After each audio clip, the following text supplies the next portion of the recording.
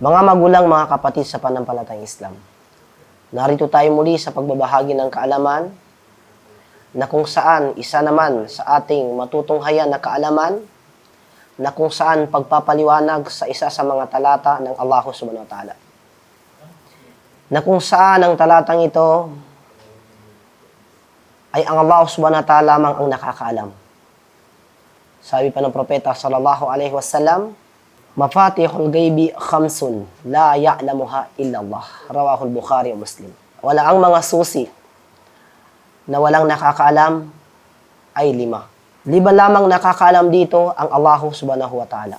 Ibig sabihin mga kapatid sa panampalatayang Islam, maunawa natin na may mga bagay na hindi dapat pangimasukan ng isang alipin. Na kung saan 5 bagay na ito ay walang nakakabatid, liban lamang ang Allah Subhanahu wa Ta'ala. Tayo ay magpapahayag mula sa talata ng Allah Subhanahu wa Ta'ala na binanggit niya sa Surah Al-Luqman.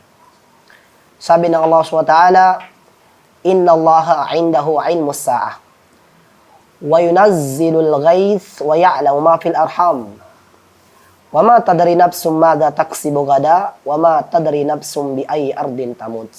Inna Allaha alimun khabir. Sa malapit itong kahulugan, mga magulang, mga kapatid sa panampalatayang Islam.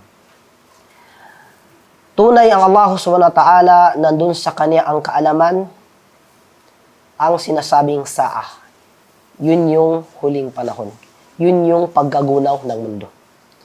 Wa yunazzilul ghaith, at siya ang nakakabatid sa pagbaba ng ulan. Wa ya'lamu ma fil arham, at siya ang nakakabatid kung ano ang nasa sinapupunan ng ina. Wa ma tadri nafsum madha taksibu gada. At hindi nababatid ng sarili kung ano ang kaniyang kikitain kinabukasan. Wa ma tadri nafsum bi ayyi ardin tamut. At hindi nababatid ng sarili kung saang kalupaan siya madadatnan ng kamatayan. Inna Allaha alimun khabir. Tunay ang Allah Subhanahu wa Ta'ala, siya ang tigib na maalam at lubos na magaling magkwento sa lahat ng mga nakalipas at inaharap. Mga magulang, mga kapatid sa pananampalataya, ayon sa isa sa pagpapaliwanag ng isa sa mga scholar na kung saan pagpapaliwanag sa talata na ito, yun ay si Ibn Kathir rahimahullahu ta'ala.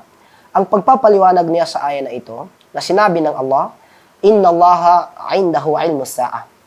Katotohanan, ang Allah lamang ang may kaalaman sa oras, yun yung araw ng paghuhukom.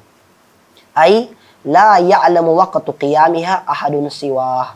Ang ibig sabihin, walang sino man ang nakakaalam kung kailan ito magaganap maliban sa Kanya.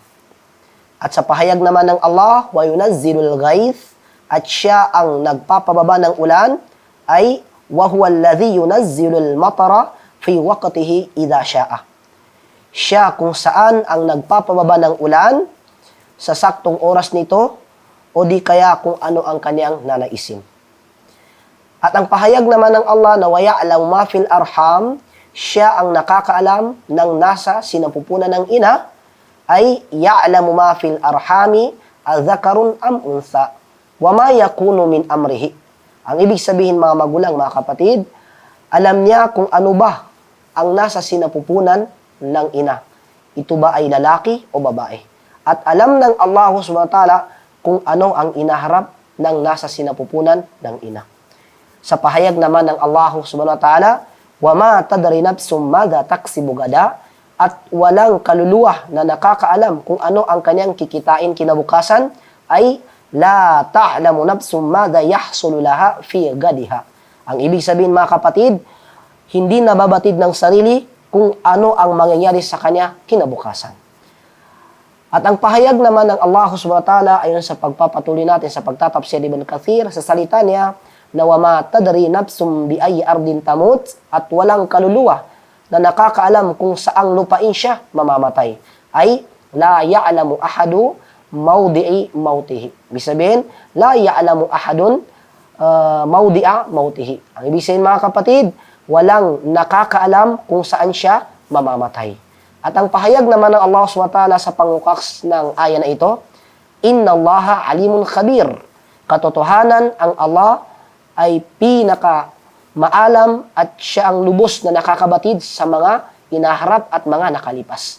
Sa pagtatapsir dito ni Ibn Kathir rahimahullah, al-alimu bi jami'il asya, al-khabiru bi daqaiqiha wa khafayaha. Ang ibig sabihin mga kapatid sa pananampalataya, siya ang ganap na nakakaalam sa lahat ng bagay, nababatid maging sa lihim at pinakamaliit na detalye. Yan mga kapatid sa pananampalataya. Ang aya na ito mga kapatid, mayroon ditong praktikal na dulong o hikma na maunawaan natin. Ang aya na ito ay nagpapaalala sa atin para tayo magpakumbaba dahil tayo ay mga tao lamang na may limitadong kaisipan. Na hindi natin kayang isipin kung ano ang nakalipas at kung ano ang ating inaharap. Ang aya na ito, naghihikayat sa atin na magtiwala tayo sa plano ng Allah subhanahu wa ta'ala dahil nasa Kanya ang desisyon sa lahat ng pangyayari ng ating buhay. At panghuli dito na praktikal na hikma na naunawaan natin dito, nagpapalakas ito ng pananampalataya sa kapangyarihan ng Allah subhanahu wa ta'ala dahil siya ang may hawak sa ating buhay at siya ang may hawak sa ating kamatayan. Mga kapatid, yung mga dapat nating alamin sa pagpapahayag na kung saan sa napapanahon sa panahon na ito, na kung saan ang tao ay napaka-limitado lamang ang kanyang kaisipan. Isipin mo, nagplano kang pumunta ng ibang lugar. Ngunit hindi mo alam na mayroon pang naganap na pagkansela o hindi pagpatuloy sa iyong paglalakbay. Ikaw ay hindi mo alam ito.